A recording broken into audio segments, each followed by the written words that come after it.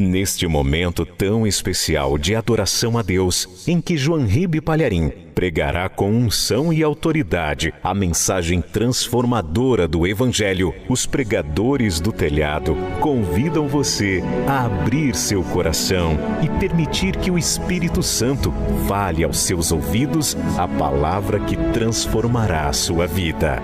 Mensagem de hoje: o mediador da nova aliança.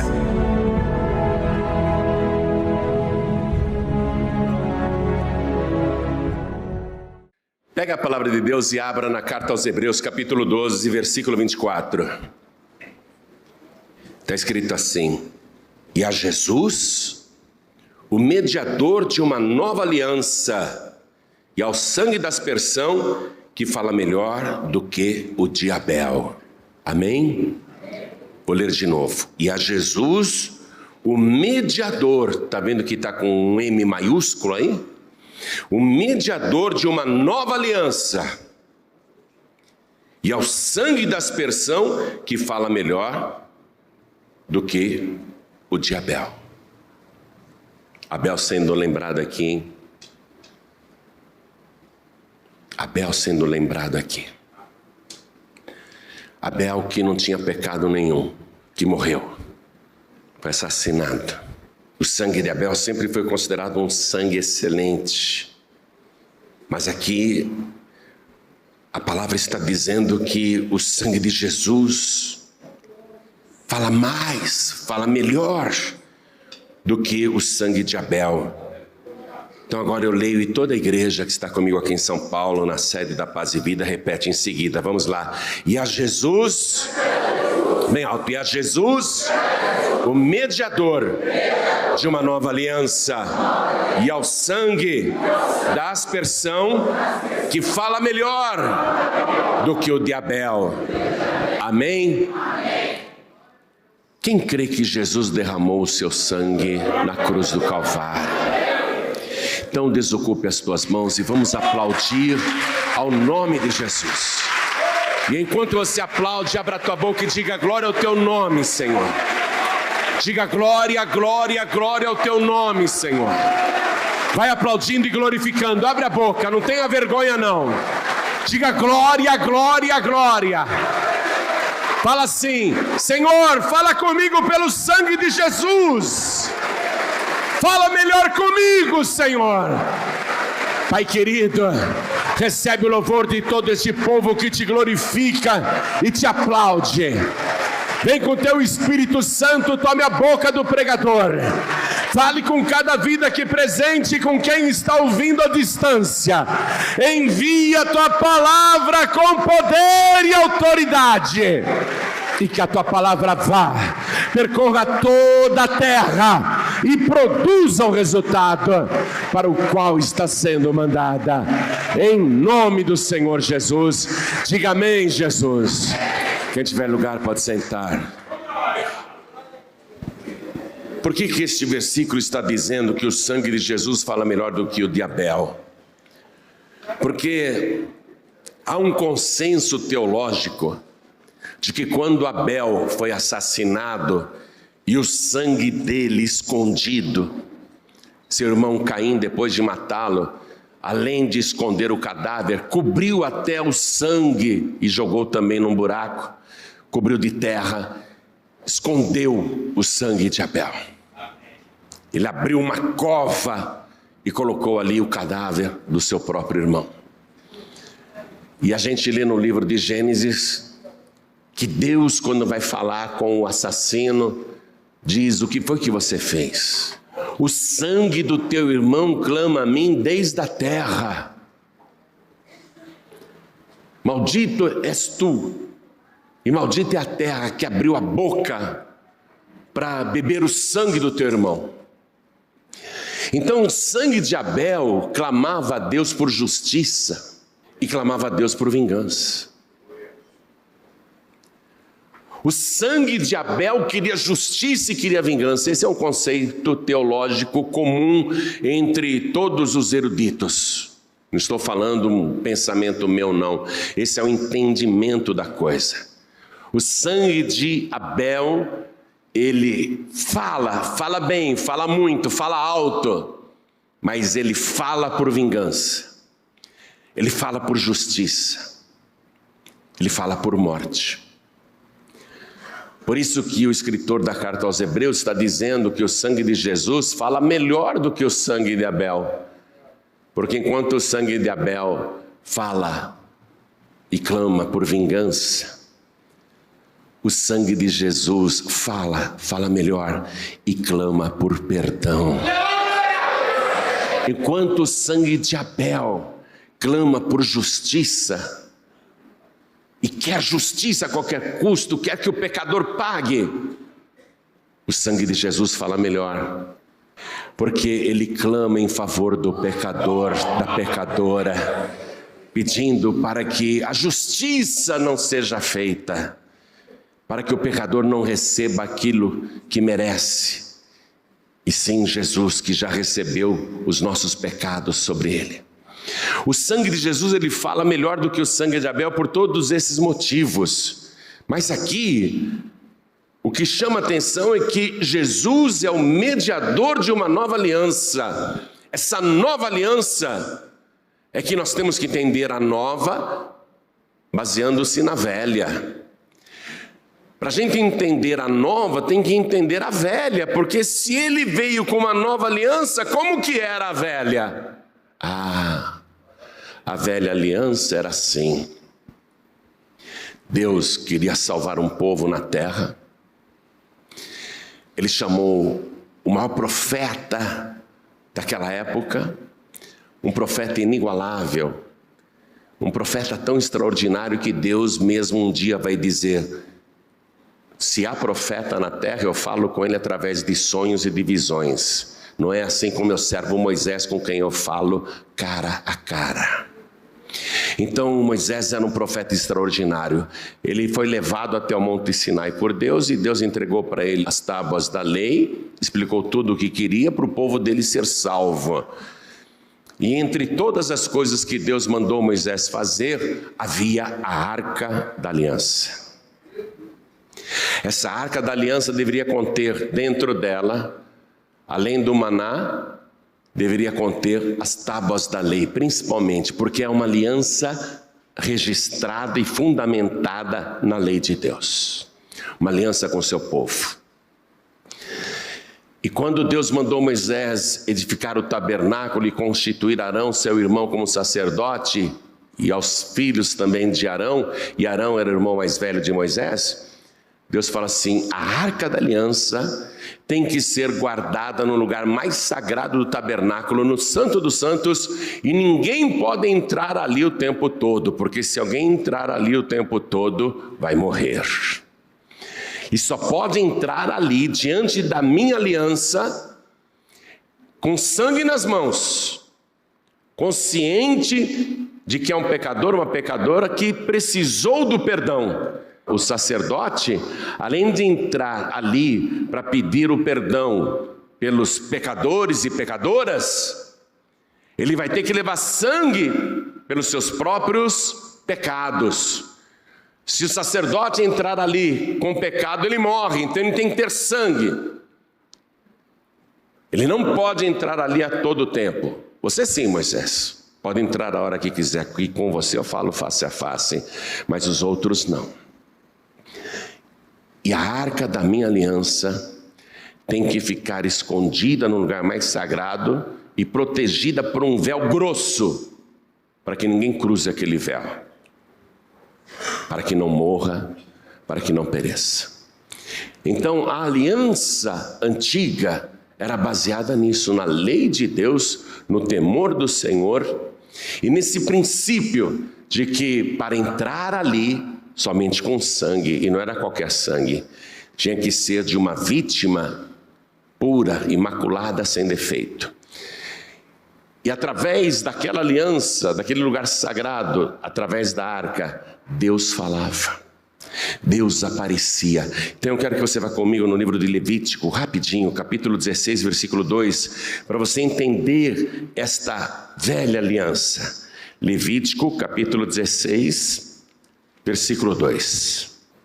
Disse, pois, o Senhor a Moisés: dize a Arão, teu irmão, que não entre no santuário em todo o tempo, para dentro do véu, diante do propiciatório que está sobre a arca, para que não morra, porque eu apareço na nuvem sobre o propiciatório.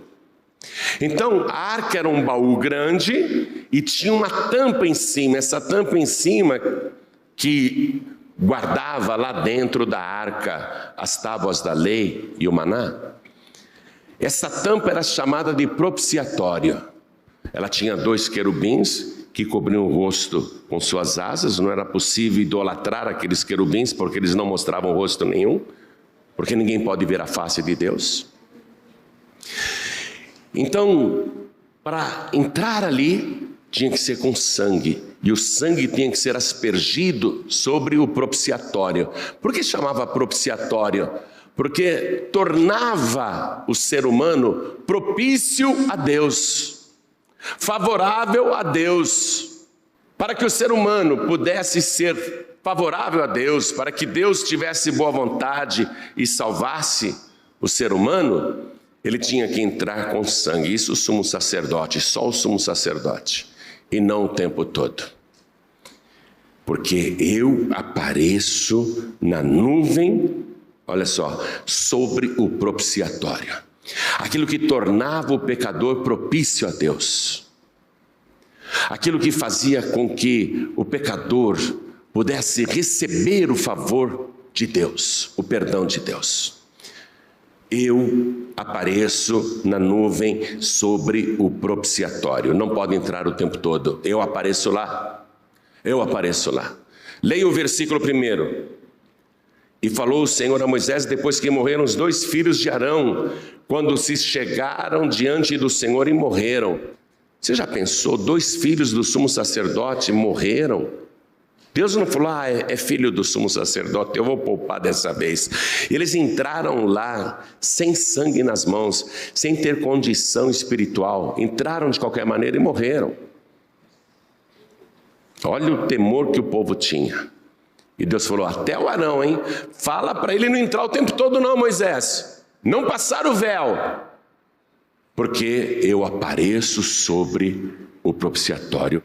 Então, através desta arca da aliança que continha a lei, o Antigo Testamento, Deus manifestava a sua presença. Só ali para alguns poucos privilegiados. E Deus falava sobre esta arca. Vá comigo no livro de Números, capítulo 7. Números, capítulo 7, versículo 89. Deus falava sobre o propiciatório. Números 7:89 está escrito: e quando Moisés entrava na tenda da congregação para falar com o Senhor, então ouvia a voz que lhe falava de cima do propiciatório, que está sobre a arca do testemunho, entre os 2 querubins. Assim com ele falava. Aquela arca era o utensílio mais sagrado do Antigo Testamento. E a parte mais importante da arca era o propiciatório.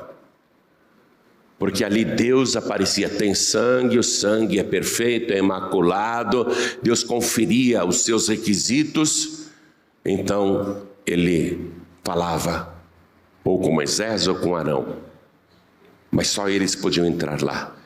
Moisés a hora que quisesse, mas Arão de vez em quando, e com temor. Então esta era a história da antiga aliança. A arca representava e trazia a presença de Deus. A arca era transportada por homens levitas consagrados a Deus, e ninguém podia tocar na arca. Uzá tocou e morreu. Ninguém podia tocar na arca. Quando eles tinham que se movimentar ou ir para as batalhas, eles levavam a arca, conduzida por levitas, que seguravam nos varais e a transportavam no ombro. E aquela arca significava então que Deus estava com eles na guerra. Por isso que o povo de Israel venceu exércitos muito mais numerosos e muito mais bem armados desde aquela época, porque a arca garantia a vitória. A arca garantia a presença de Deus e as bênçãos de Deus, desde que houvesse sangue sempre. O sangue tinha que estar sobre o propiciatório. Não era possível Deus ser propício ao ser humano se o sangue não estivesse no propiciatório. Esse era o antigo pacto. Então a arca da aliança era praticamente um objeto idolatrado. Israel não fazia nada sem aquela arca. Eles acreditavam que aquela arca, por trazer a presença de Deus, garantiria para Israel todas as bênçãos, e de fato garantia mesmo. Porém, quando o povo estava em pecado, quando o povo não tinha temor de Deus, não adiantava ter a arca no meio deles, porque Deus não se fazia propício para o seu povo. O povo está em pecado, o povo não tem temor, então Deus se ausentava. Ainda que eles carregassem a arca, eles perdiam a batalha. Os inimigos prevaleciam, e a arca foi inclusive tomada pelo exército dos filisteus e levada para o templo do deus Dagom.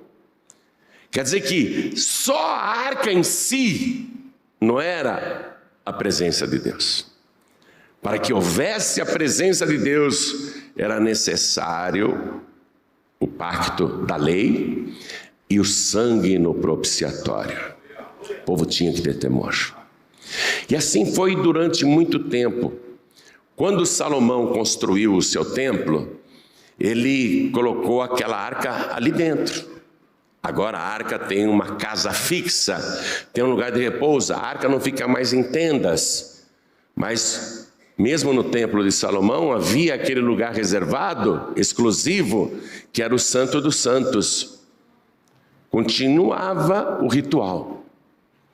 O sacerdote não podia entrar ali o tempo todo, somente o sumo sacerdote, e com sangue nas mãos, ele tinha que entrar com temor, com incensário, e ele tinha que aspergir o sangue no propiciatório. Deus olhava o sangue no propiciatório e se fazia propício aos filhos de Israel. Aí Deus falava, aí Deus orientava, aí Deus abençoava. Mas você sabe que mesmo depois, com o templo de Salomão construído, o povo de Israel caiu numa idolatria muito grande. O próprio rei Salomão, por causa das muitas esposas que tinha, para agradá-las, e elas eram estrangeiras, tinham as suas devoções particulares, os seus padroeiros e deuses particulares.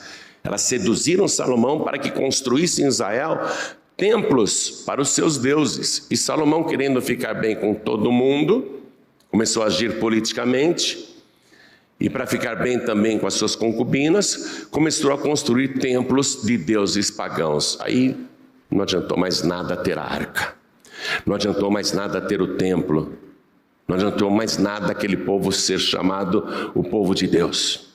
Nabucodonosor veio e destruiu a cidade, queimou o templo de Salomão, destruiu tudo, e a arca desapareceu. A arca sumiu, nunca mais foi vista.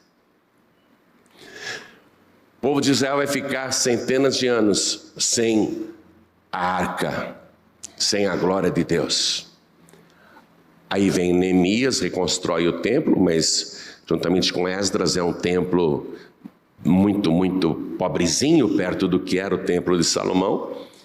E na época de Cristo surge o rei Herodes, e o rei Herodes, que era um grande arquiteto e amava construções, ele começa a ampliar o templo, construir o templo. Herodes o Grande, ele faz com que o templo de Israel, o templo de Jerusalém, volte a ser glorioso. Mas não tem a arca. O que significa isso? Não tem a presença de Deus. Não tem o propiciatório. Então Deus não é mais favorável ao seu povo. Não tem a presença de Deus e não há o favor de Deus. É nesse ponto que o próprio Deus vem a este mundo e cumpre aquela profecia de Isaías, que o menino que iria nascer se chamaria Emanuel, que significa Deus conosco, a presença de Deus. Então Deus veio pessoalmente para Israel. Você está compreendendo? Para acabar com aquela velha aliança que se baseava numa arca de ouro que fosse, não é? Mas era só um baú. Ele vem agora para colocar a sua presença no meio do seu povo. Emanuel, Deus conosco. E aí Jesus Cristo vai ao templo, faz a purificação, manda embora os vendedores, manda embora os compradores, ele faz uma limpeza total. Ele consagra o templo com a sua própria glória, com a sua presença. Quando o povo de Israel tinha aquela arca, na antiga aliança, o que o povo pensava? Nós vamos ter a garantia da presença de Deus com esta arca, nós vamos ter a garantia de vitórias nas nossas guerras, nós vamos ter a garantia de sustento, vai ter sempre mantimento, maná, nós vamos ter água da rocha, nós vamos ser vitoriosos, nós vamos ser abençoados, nós vamos ser prósperos, e de fato isso ocorria. Quando no Antigo Testamento a arca foi levada para a casa de Obed-edom, Obed-edom era o mais pobre da região, com muitos filhos, mirrados e doentes, com uma esposa acabada, com uma propriedade falida, passando necessidade. A arca do Senhor no Antigo Testamento ficou 3 meses na casa de Obed-edom e mudou aquela realidade. Mas agora eles não têm mais a arca. Eles não têm mais essa garantia de sustento, de proteção e de prosperidade. Porém, o Emanuel, ele vem, entra no templo e a partir daí ele começa a estabelecer as bases da sua nova aliança. A minha casa será feita e chamada casa de oração, a minha casa não será um covil de ladrões. E ele começa a fazer suas pregações mostrando qual é a nova doutrina. E ele citava o tempo todo o Antigo Testamento dizendo: ouvistes o que foi dito aos antigos, eu porém vos digo. Ele foi colocando a nova aliança. Mas ele é a presença de Deus aqui na terra. Não tem mais a arca. Ele é a presença de Deus, Ele é o próprio Deus. Se a arca no Antigo Testamento garantia fartura, prosperidade, vitória, proteção, se Jesus aqui na terra é a presença de Deus, então Ele teria que garantir tudo isso. Você concorda comigo? Na casa de Obed-edom houve prosperidade e fartura em apenas 3 meses? Mudou a sua realidade? Então significava que se Jesus estivesse em alguma casa, sendo Ele a presença de Deus na terra, aquela casa teria que ser abençoada. Toda casa que Ele entrasse, a casa teria que ser abençoada, por mais infeliz que fosse. E aí Ele prova que realmente Ele é a presença de Deus, porque Ele foi na casa daqueles 2 noivinhos em Caná da Galileia, e eles tinham tudo praticamente. Tinham amor, estavam realizando o sonho do casamento, os convidados estavam lá, havia alegria, uma festa, quer dizer, a casa praticamente tinha tudo. Mas repentinamente acaba o quê? Faltou o vinho, acabou o vinho. Mas Jesus está dentro da casa. Ele é a presença de Deus. E aí Ele faz com que a água seja transformada no vinho de melhor qualidade. Ou seja, Ele é a presença de Deus naquela casa. Então, a única coisa que estava faltando, Ele supriu imediatamente. Ele é a presença de Deus que anda no meio do seu povo. Aí ele entra na casa da sogra de Pedro. O que ele encontra na casa da sogra de Pedro? Uma mulher que está para morrer, ardendo em febre. Uma casa onde eles são acostumados a passar necessidade. Um dia pega peixe, outro dia não pega. Uma casa onde há vários problemas familiares, muita tristeza, muita dor. Aí ele entra na casa da sogra de Pedro. Tudo que falta naquela casa, ele supre imediatamente. Levanta a mulher da cama, cura a sua enfermidade, abençoa aquela casa de uma tal maneira que nunca mais vai faltar comida, nunca mais vai faltar peixe, nunca mais vai faltar nada. E aquela casa se torna o lugar mais abençoado de Cafarnaum.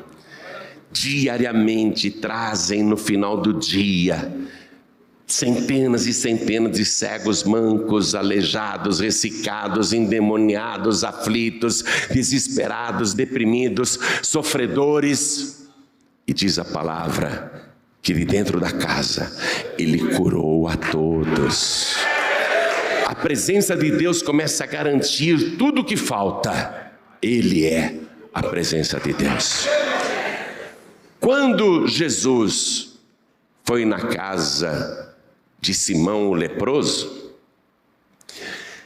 claro que ele não era mais leproso, porque Jesus o curou, mas ele era conhecido como Simão o leproso, porque o nome Simão era que nem o nome José aqui no Brasil, quase todo mundo se chamava Simão.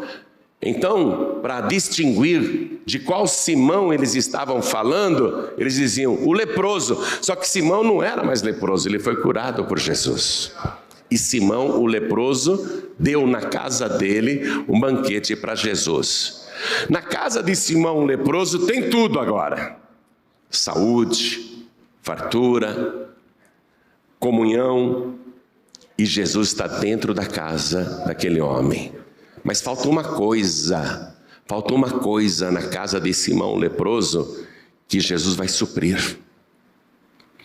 Porque entra uma mulher pecadora e começa a chorar nos pés de Jesus e enxugar com seus cabelos, e ela beija os pés do Senhor, e Jesus faz de conta que não tem ninguém nos pés dele.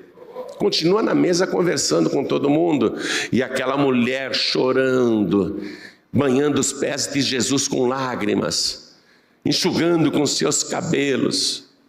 Aquela mulher está ali beijando os pés de Jesus, e Jesus faz de conta que não tem ninguém. E Simão, o leproso, precisava da palavra. O que faltava na casa dele era a palavra de Deus.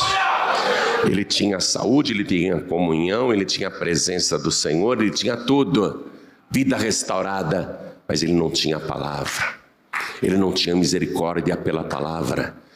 E ele, no seu íntimo, esse Simão leproso, ele até duvida de Jesus. Ele pensa, se esse Jesus fosse realmente um profeta, não deixaria essa mulher ficar beijando os pés dele. Porque eu sei que essa mulher é uma pecadora. Ele está pensando isso, desconfiado da santidade de Jesus. Se esse homem fosse realmente profeta, ele não permitiria isso, porque essa mulher que está beijando os seus pés é uma pecadora. Vê o que está faltando na casa de Simão? Misericórdia pela palavra, o conhecimento do coração de Deus. Ele julga o próprio Senhor. Se ele fosse profeta, ele está duvidando, ele foi curado por Jesus, mas ele está duvidando que Jesus realmente é um profeta. Falta para ele conhecimento de Deus, e o conhecimento vem pela palavra. Na casa dele faltava o quê? A palavra. Jesus olha para Simão e diz assim, como quem está batendo um papo qualquer: ô Simão, me diz uma coisa. Um homem tinha 2 devedores. Um lhe devia 50 dinheiros e outro lhe devia 500. Nenhum dos 2 tinha como pagar. Aí aquele credor perdoou a ambos. O que você acha, hein, Simão? Qual dos dois amará mais o credor que perdoou a dívida? Aí o Simão pensa e diz assim: o que devia só 50 não está tão emocionado por ter uma dívida pequena perdoada, mas o que devia 500, esse estará mais agradecido. Eu penso, Senhor, que é aquele que mais devia. Aí Jesus diz: disseste bem. Você está vendo essa mulher aqui beijando os meus pés, Simão? Olha que palavra, gente. Olha essa mulher beijando os meus pés aqui, Simão. Eu entrei na sua casa, Simão. Você fez esse banquete aqui para mim, esse almoço. Mas olha só, eu vim da rua com os pés empoeirados.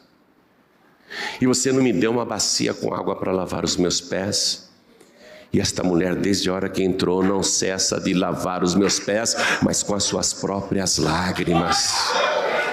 E ela enxuga com seus próprios cabelos. Quando você me recebeu na porta, Simão,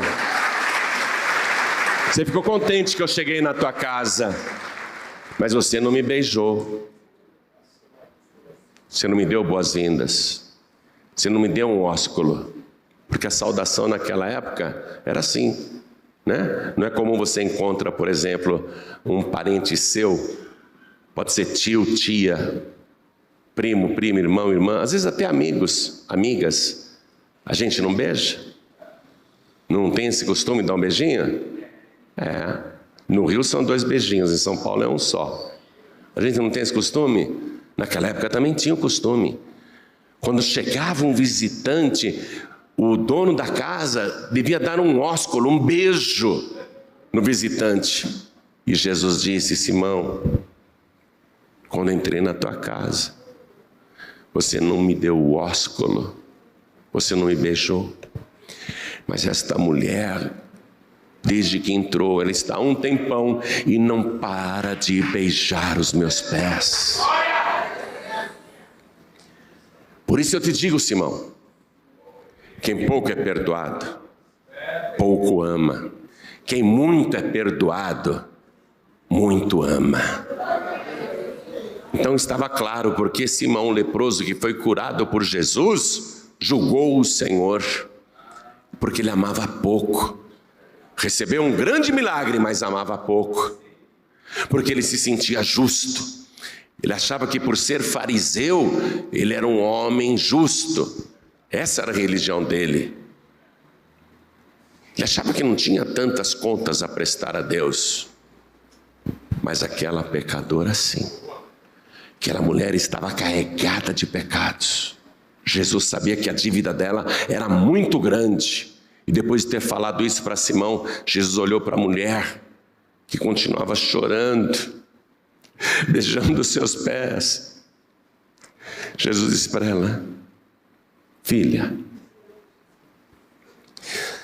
não precisa mais chorar, não precisa mais beijar os meus pés, todos os teus pecados estão perdoados. Ela sentiu a purificação na hora, e Jesus disse para ela: vai em paz, a tua fé te salvou.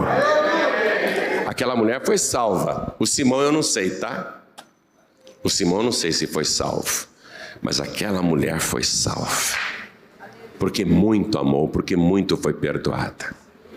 Então o que faltava ali na casa de Simão era o conhecimento de Deus, que vem pela palavra, e Jesus pregou a palavra lá para aquele homem que era religioso, mas não conhecia Deus. E Jesus também irá na casa de Zaqueu. Zaqueu é rico, mora bem, tem muitos empregados, aparentemente é um homem bem-sucedido, e Jesus entrou na casa de Zaqueu. A presença de Deus, você está compreendendo? Assim como a arca entrou na casa de Obed-edom e em 3 meses a vida dele foi transformada e prosperou, e foi um homem muito feliz, Obed-edom ficou muito agradecido, Zaqueu não precisa de prosperidade. A presença de Deus na casa dele não é para trazer prosperidade, porque dinheiro ele tem aos montes, riqueza ele tem demais. Porém, falta uma coisa na casa de Zaqueu. O que falta na casa de Zaqueu? Falta salvação. Que adianta ter uma bela casa, uma bela propriedade, ter muito dinheiro e não ser salvo? Mas a presença do Senhor entrou naquela casa para suprir o que faltava: salvação. Quando Zaqueu disse para o Senhor Jesus: eis que dou aos pobres metade dos meus bens, e se alguém reclamar que foi enganado por mim, eu restituo 4 vezes mais. Jesus, mesmo sabendo que ele continuava com a metade dos bens, Jesus diz: hoje veio salvação a esta casa, porque este também é filho de Abraão. Quando o Senhor Jesus entra numa casa ou num lugar, é para suprir o que está faltando. Quando mataram Jesus na cruz, aparentemente a presença de Deus tinha sido, acabou-se, como a arca que tinha desaparecido um dia. Quando puseram o cadáver de Jesus naquele sepulcro, aquele sepulcro tornou-se a habitação de Jesus. Ele morou naquele sepulcro durante 3 dias. O que faltava naquele sepulcro? Luz, porque ele era escuro, fechado com uma pedra enorme na entrada, escuridão total ali dentro. Mas Jesus morou na escuridão. O que faltava naquele sepulcro? Alegria, porque ali só tinha tristeza, choro e lamentação. Quando levaram o cadáver de Jesus ali, as mulheres choravam muito, batiam no peito, todos estavam tristes. Só havia tristeza na última habitação de Jesus.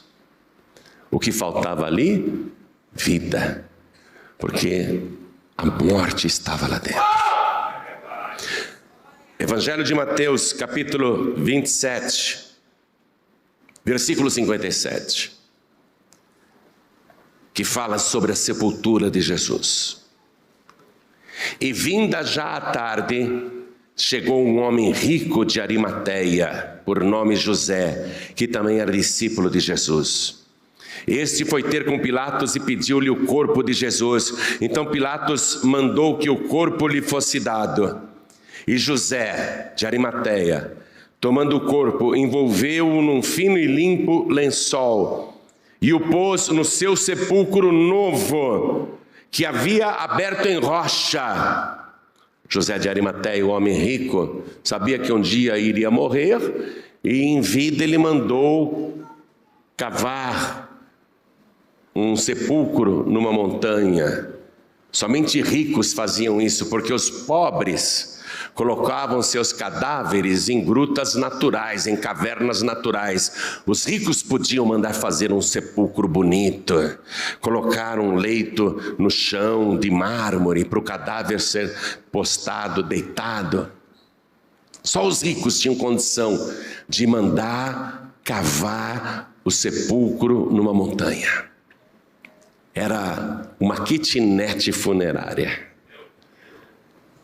Era uma casa, um sepulcro novo. José de Arimateia fez aquele sepulcro para ele mesmo. Mas quando ele viu Jesus morto, ele que admirava tanto Jesus e era um seguidor secreto, ele viu que Jesus era um defunto que não tinha sequer uma sepultura. E ele sentiu no coração: eu vou dar o meu jazigo, a minha sepultura, para esse cadáver. Depois eu faço outro para mim. Mas eu vou dar o sepulcro que eu cavei na montanha, eu vou dar para esse defunto que não tem sequer uma sepultura. Aí junto com Nicodemos, eles tiraram o cadáver da cruz, deram um banho, colocaram ervas aromáticas, como era o costume na época, e envolveram o defunto em lençóis limpos e finos. E ele colocou o cadáver de Jesus naquele sepulcro novo, que ele havia aberto em rocha. E rolando uma grande pedra para a porta do sepulcro, foi-se a última habitação de Jesus. A última casa que Jesus entrou aqui na terra. A última morada de Jesus. Quando a gente morre, lá no cemitério, preparam a nossa última morada, pelo menos para o nosso corpo, né? Está lá. Essa foi a última casa que Jesus morou. Mas não se esqueça, Ele é a presença de Deus. Ele é a glória de Deus aqui na terra. Ele é o Emanuel. Ele é o próprio Deus. Ele é Yeshua, o Deus Salvador, o Deus que salva. E onde Ele está, a situação tem que mudar. Onde Ele entra, onde Ele habita, a situação tem que mudar. E Ele está ali, sexta-feira, o final do dia, sábado o dia inteiro. Parece que a glória do Senhor foi embora, acabou-se. Mas não se esqueça, Ele é a presença de Deus. Dentro daquele sepulcro, sem vida, só escuridão. Só escuridão e morte. E de repente, um terremoto. E depois um clarão muito grande. E as trevas daquela última habitação desapareceram. O local ficou tão iluminado que era impossível até olhar diretamente. Uma luz muito forte. As trevas foram dissipadas. E a morte que havia naquela última habitação, foi substituída pela vida eterna de Jesus Cristo. E aquilo que era uma prisão foi aberta, a pedra se moveu, e aquele que estava morto saiu da sepultura.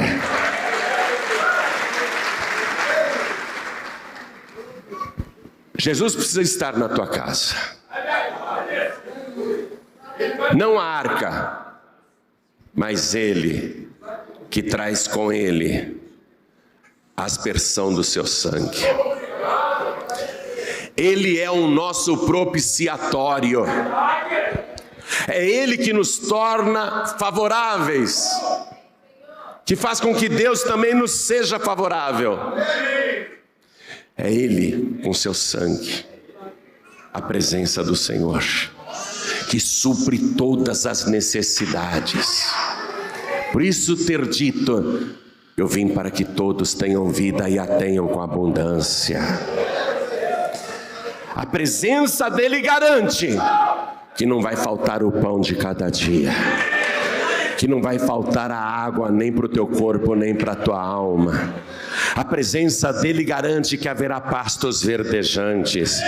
A presença dEle garante que haverá perdão para os teus pecados. A presença dEle garante que haverá a presença de Deus na tua vida, na tua casa. A presença de Deus garante que haverá prosperidade no teu lar e na tua família. A presença dEle na tua casa garante que haverá salvação para a tua parentela, porque se você crer nele, será salvo tu e a tua casa. Tudo que Ele foi suprindo em cada casa onde Ele visitou, isso vai acontecer também na tua casa, se Jesus estiver presente. Não haverá mais enfermidades, não haverá mais medo da morte, não haverá mais trevas nem escuridão, não haverá mais sofrimento. Mas eu tenho uma notícia muito boa para você. Que Jesus não apenas faz tudo isso naquela casa onde você mora com a tua família, como Ele tem um outro conceito de casa. Ele disse uma vez: quando o espírito imundo sai do homem, sai da mulher, anda por lugares áridos, desertos, buscando repouso e não acha, aí aquele demônio diz: voltarei para a casa de onde saí.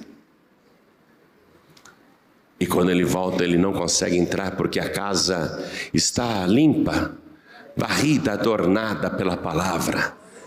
Então Jesus diz que aquele demônio vai e chama 7 espíritos piores do que ele, e lutam para entrar novamente naquela casa. Jesus está falando do corpo humano, este corpo aqui. E Jesus diz que quando o demônio consegue entrar, a pessoa degenera de uma maneira tão violenta que o seu último estado é pior do que o primeiro. Repare que todo desviado fica pior do que antes de se converter. Fica pior do que antes, porque o diabo entrou novamente na casa. O nosso corpo é a casa. Agora, a presença de Deus quer entrar na tua casa. Não apenas aquela casa onde você vive com a tua família. Esta casa aí, onde habita a tua alma e o teu espírito. Ele quer entrar aí. E ele diz em Apocalipse 3:20: eis que estou à porta e bato. Se alguém ouvir a minha voz e abrir a porta, eu entrarei em sua casa. E quando ele entra numa casa, o que é que ele faz? Ele supre toda a necessidade. Ele dá fartura, ele abençoa, ele dá paz. Então ele diz assim: se você abrir a porta, eu entrarei em sua casa e contigo cearei. Haverá um banquete de fartura dentro de você. Nunca mais vai te faltar nada, nem paz de espírito, nem saúde, nem prosperidade, nem alegria de viver. Pode dizer adeus para a depressão e para a tristeza, porque Ele vai encher esta tua casa de alegria da salvação. Ele vai suprir salvação dentro de você. Ele é a presença de Deus. A glória de Deus quer habitar em você. Você agora vai ser Obed-Edom. Diga: meu nome é Obed-Edom. Eu quero ser Obed-Edom. Vem cá, só por 3 meses? Se eu fosse Obed-Edom, quando o rei Davi mandou buscar a arca de volta, eu diria: daqui ninguém tira essa arca, só por cima do meu cadáver. Aí disseram: Obed-Edom, você pode ir junto. Ah, bom, então eu vou. Aí Obed-Edom, ó como ele prosperou. Ele morava antes num lugarzinho longe de Jerusalém, agora ele vai morar lá na cidade santa. Ele vai estar na presença de Deus o tempo todo. Vai se tornar um homem importante, um dos guardiães da arca. Então Obed-Edom, na verdade, não abriu mão da presença de Deus. Só que agora a nova aliança substituiu a velha. Que bom que a arca sumiu da terra. Que bom que a arca de Moisés não está mais neste planeta. Eu te provo em Apocalipse que ela está no céu, a arca. Não foi destruída, nem está perdida. Apocalipse diz que um dia todos verão a arca descendo do céu. Que bom que a arca não está mais aqui nesse planeta. Mas Jesus diz assim, em Mateus 28:20: eis que estou convosco todos os dias, até a consumação dos séculos. A arca não está na terra, mas Jesus está. E Ele está aqui. Ele está aqui no nosso meio. A presença de Deus aqui no nosso meio. Onde estiverem 2 ou 3 reunidos em meu nome, aí estou eu no meio deles. Ele está aqui. Mas Ele não quer só estar no meio. Ele quer estar dentro. Você, com a presença dele dentro de você, tem banquete, tem fartura, tem saúde, tem paz, tem alegria de viver, tem a luz do mundo e tem a salvação eterna. Quem tiver Jesus dentro dessa casa, tem tudo, nada te faltará. Ele será o teu pastor, nada te faltará. Vamos ficar todos de pé.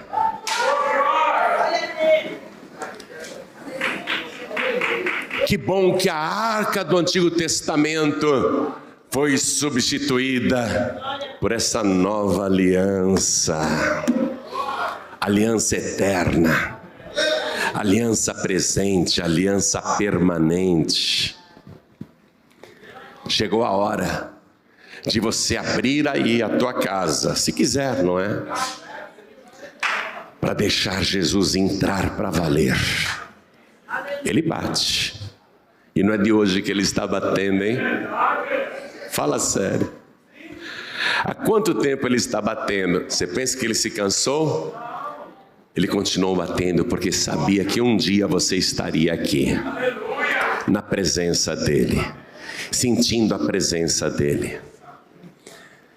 Que agora ele só espera que você abra e diga: entra, Jesus. Entre e toma conta de tudo. Pode fazer a reforma que o Senhor quiser. Se o meu coração velho não está bom, me dá um coração novo.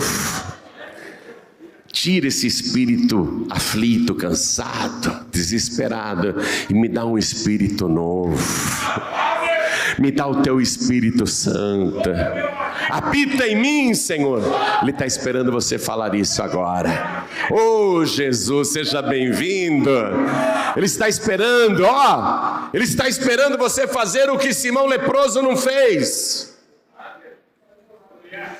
Simão leproso não deu uma bacia com água para dizer: lava os seus pés empoeirados. Hoje os pés dele não estão empoeirados. Mas você tem que fazer o que aquela mulher fez. Lavou os pés de Jesus com suas lágrimas. Você tem que fazer o que Simão o leproso não fez. Seja bem-vindo aqui nesta minha casa e beijar Jesus, dar o ósculo santo nele, fazer como fez aquela pecadora aos pés de Jesus, que não cessava de beijar os pés do Senhor.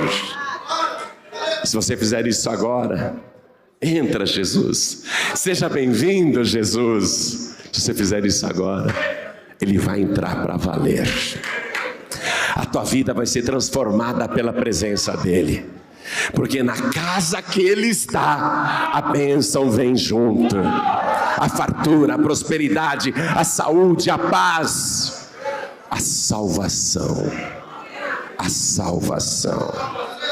Eu pergunto: quem aqui quer receber Jesus como único, suficiente, exclusivo e eterno Salvador, e fazer da tua morada a morada de Jesus? Você dizer para Jesus: Senhor, eu não quero que o Senhor fique só 3 dias aqui como o Senhor ficou lá naquele sepulcro. Eu não quero que o Senhor fique só 3 meses em mim. Eu quero que o Senhor fique até o fim. Até o fim. Quem quer entregar a vida para Jesus agora e chamar Jesus para entrar, ergue a mão direita assim bem alta, e todos que ergueram as mãos saiam dos seus lugares e venham aqui para frente. Vem para cá. Ele vai entrar. Se você abrir a porta, Ele vai entrar. Se você ouviu a voz dEle e abrir agora o teu coração, Ele vai entrar. E aonde Ele está, saúde, paz, alegria de viver, prosperidade e salvação. Ele vai te dizer hoje o que ele falou para aquela pecadora arrependida: a tua fé te salvou. Ele vai dizer para você: pode voltar em paz para tua casa. Vem, vem, vem, vamos aplaudir mais. Vamos aplaudir mais por cada vida que está chegando. O teu corpo tem que ser o templo do Espírito Santo, e não a morada de Satanás.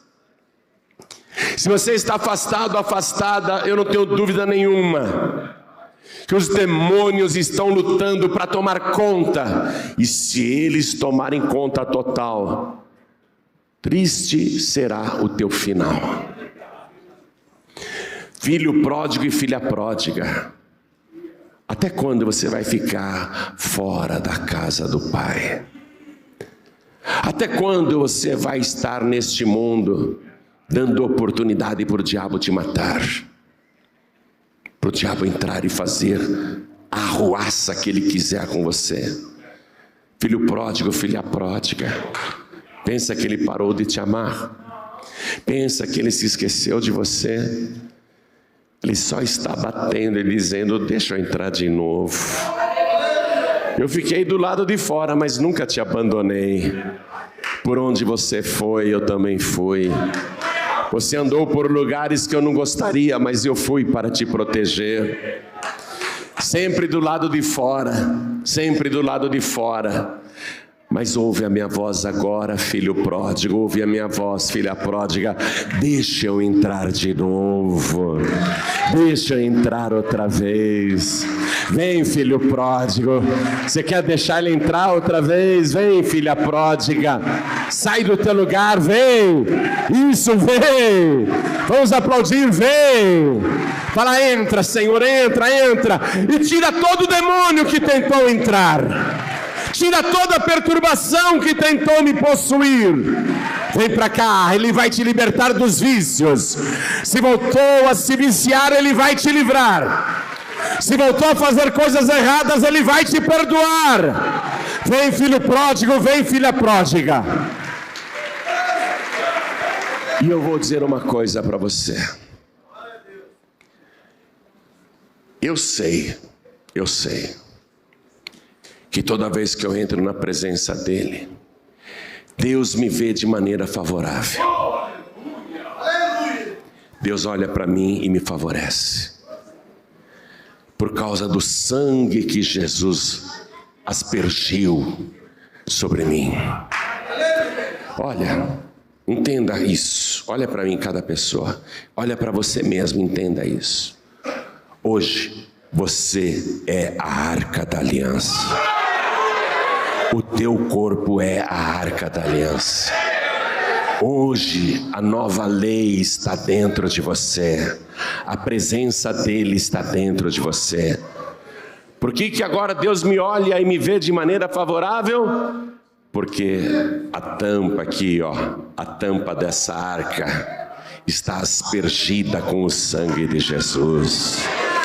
Deus olha para mim e vê o sangue de Jesus, o sangue da nova aliança, aspergido sobre mim. Por isso que eu sou Obed-Edom. Eu sou Obed-Edom. Hoje você vai ser Obed-Edom. Você vai ser o lugar da morada do Deus Altíssimo. A presença de Deus vai ser permanente na tua vida. Pastor João Ribeiro, eu quero voltar a sentir com certeza a presença do Senhor. Eu quero ter a certeza de que Deus me vê de maneira favorável. Eu quero agora ser aspergido pelo sangue de Jesus. Eu quero uma renovação na minha alegria da salvação. Eu quero uma renovação na minha fé. Eu quero receber virtude e poder. Então vem aqui para frente em nome de Jesus. Você que está desejando demais isso. Você que quer mais da presença de Deus. Você que quer se livrar de todo sentimento de culpa, toda acusação de Satanás, vem aqui para frente, porque o sangue de Jesus vai fazer você favorável a Deus, vai te tornar propício a Deus. Vem para cá. Quero falar com você que está assistindo essa mensagem pela TV, ou pelo YouTube, Facebook. Você entendeu, não é? Ele quer entrar aí, Ele quer entrar aí agora. Não só nessa casa onde você me assiste. Não só nesse lugar onde você está assistindo essa mensagem. Ele quer entrar aí, ó, nessa casa de carne e ossos. Deixa Ele entrar. Fala, eu quero, Senhor. Eu te recebo agora como meu único, suficiente, exclusivo e eterno Salvador. Ótimo, então se ajoelhe ao lado do teu televisor ou do seu computador. Você que está ouvindo essa mensagem pela rádio em algum lugar do Brasil ou fora do Brasil, você entendeu também? Quer que Ele entre? Fala, seja bem-vindo, Jesus, entra logo, entra logo. Então se ajoelhe ao lado do teu rádio, se possível. E se não é possível para você se ajoelhar, porque está em trânsito ou num lugar difícil, ou está sem condições de se ajoelhar nesse momento, coloque a mão direita sobre o teu coração, que nós vamos orar. E todos que vieram para frente, se ajoelhem comigo.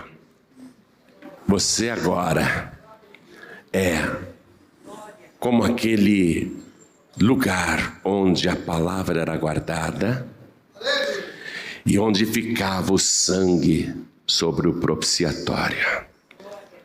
A palavra de Deus agora vai ficar guardada no teu coração. E o sangue de Jesus vai estar sobre a tua vida. E Deus vai te olhar de maneira favorável. E a partir de hoje Deus vai falar com você. É como se você fosse a arca da aliança. Agora você é a arca desta aliança. Não por 3 meses, mas para sempre. Então com a mão direita sobre o teu coração, ore assim comigo. Meu Deus e meu Pai,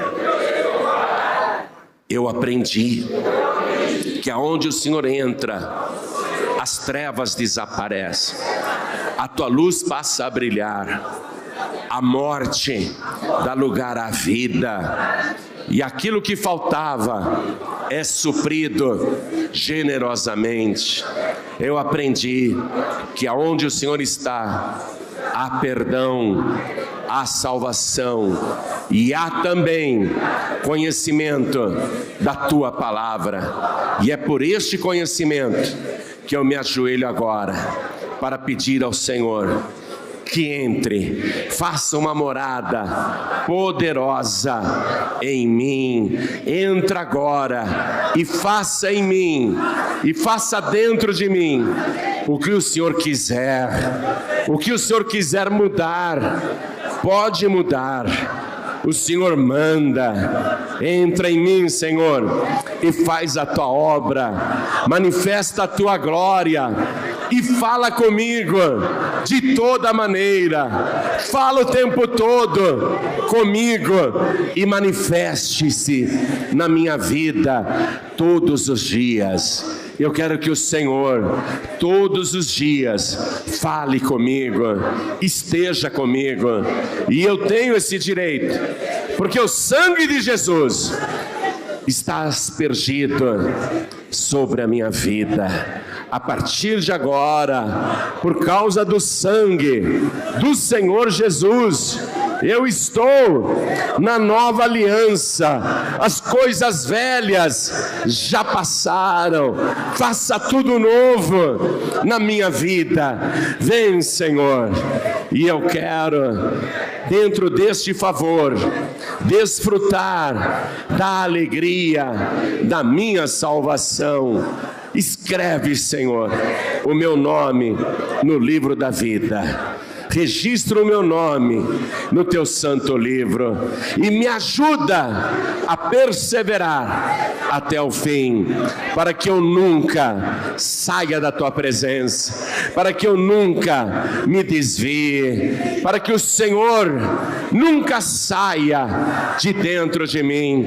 Eu quero, meu Deus, aprender a te servir e andar na tua presença todos os dias da minha vida.